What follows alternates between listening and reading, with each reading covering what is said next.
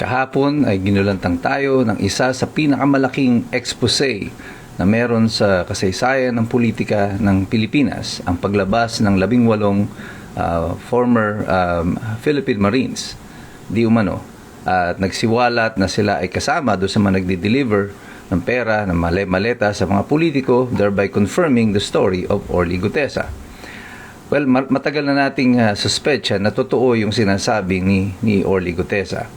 Pero ang mas nakakagimbal panuorin kahapon o nakaka-dishearten, nakakasama ng loob, ay ang nakakabinging katahimikan ng mainstream media tungkol dito sa issue ng 18 Marines. Ito po muli si Attorney Mike Operario. Pag-usapan natin ngayon yan. Well, kahapon nga, yun na yung pinakamalaking balita na meron tayo sa loob ng unang 2 buwan o magtatatlong buwan na ng 2026. At nasaan ang mainstream media? Well, apparently, mas newsworthy yung pagkaka-aresto dito kay Francis Leo Marcos o si Culaong. At it was so newsworthy, na may sariling pa-presscon pa ang NAPOLCOM, NAPOLCOM, National Police Commission, ang nagpa-presscon tungkol sa pag-aresto kay Culaong.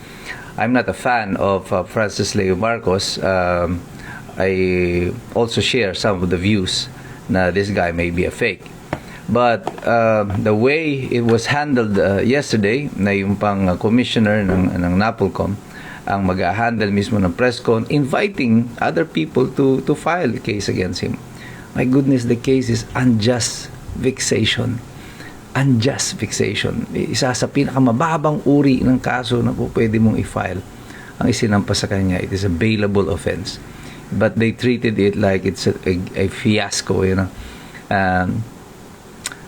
okay lang siguro makulong yan si Francis Leo Marcos, but to do it the way they did it yesterday, as ang katapat nito ay yung nangyari doon sa 18 Marines. Wow, ang baba na ng naging standard ng ating kapulisan.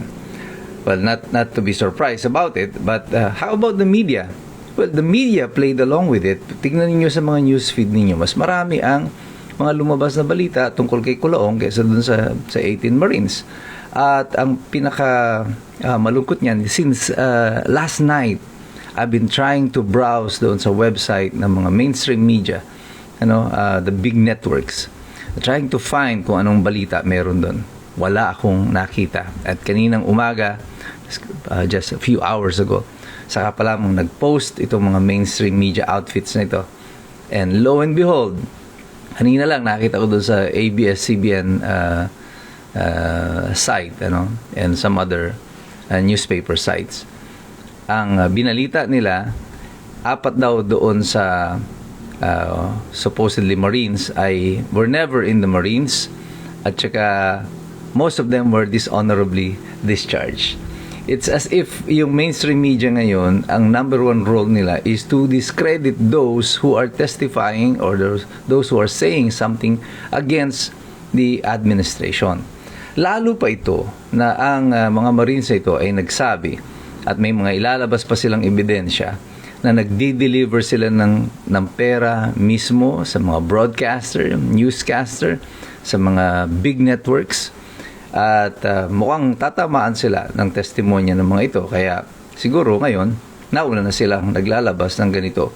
I'm not saying na hindi totoo yung sinasabi nila, but it seems a little bit odd na for a network, a mainstream network, na in the face of one of the biggest scandal na hinaharap ng Pilipinas sa kasalukuyan, ang main target nila is the messenger, not the message.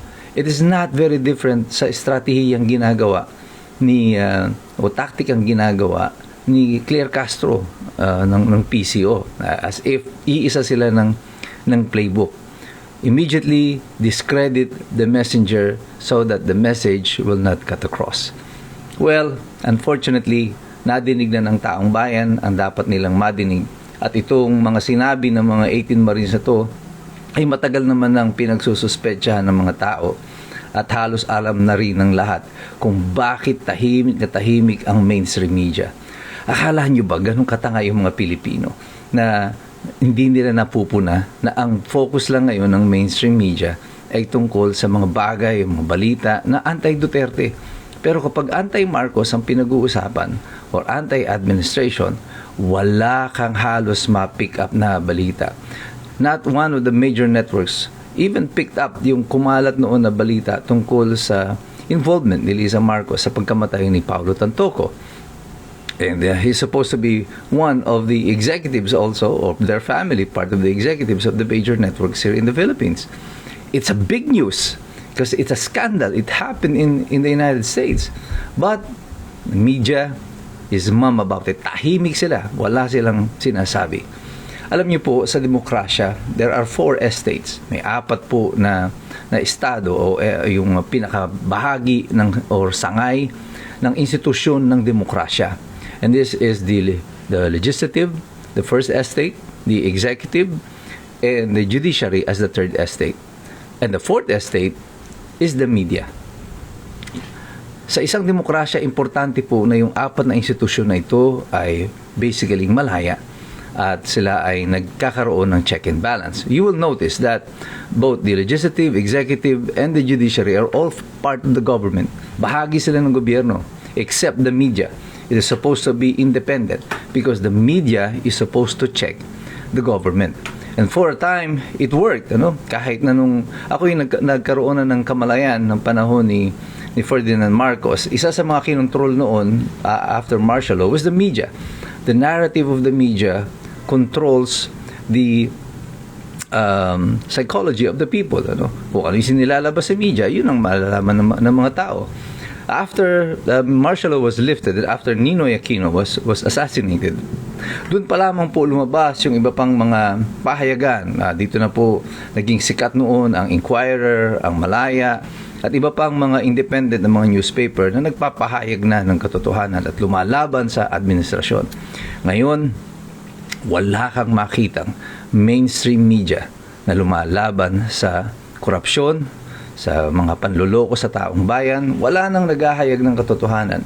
Mabuti na lamang at mayroong social media na marami pa mga matatapang, mga independent na mga private individuals or media practitioners na hindi bahagi ng mainstream media ang patuloy na nagpapahayag ng katotohanan. Kapag po ang lahat ng institusyon na ito ng pamahalaan ay nagkunay o nagkuntsabahan, babagsak po ang ating demokrasya. Sa lumalabas na mga pahayag nitong 18 mga dating bodyguard nila Zaldico na nagsabi na silang di-deliver ng pera, malinaw na ang sabwatan mayroon sa executive, sa legislative, at sa media. Ang husgado na lamang supposedly ang natitira. The last bastion of democracy is now in the judiciary, and we hope to keep it that way. Sana manatili ang independensya ng hudikatura sa sitwasyon na ito. Kasi kung pati yan ay babagsak, wala na talaga. Puro kaguluhan na lang ang mangyayari dito sa ating bansa. So bagamat ang mga institusyon na ito ng pamahalaan apparently ay nagsabwatan na, at tunay nga ang suspecha ng marami na tayo ay napailalim na sa isang pinakamalaking sindikato ever known in global political history at dito sa Pilipinas, tayo ay patuloy na umaasa sapagkat meron pa tayo ng isa't isa. Tayong lahat, mga Pilipino, ang lahat ng iskumbro dito sa Pilipinas. Patuloy tayong maninindigan sa tama, sa katotohanan. Patuloy tayo na mag-aaral dahil alam nating lahat, mahirap makialam ng taong walang alam. God bless you, God bless us all. Mabuhay ang Republika ng Pilipinas.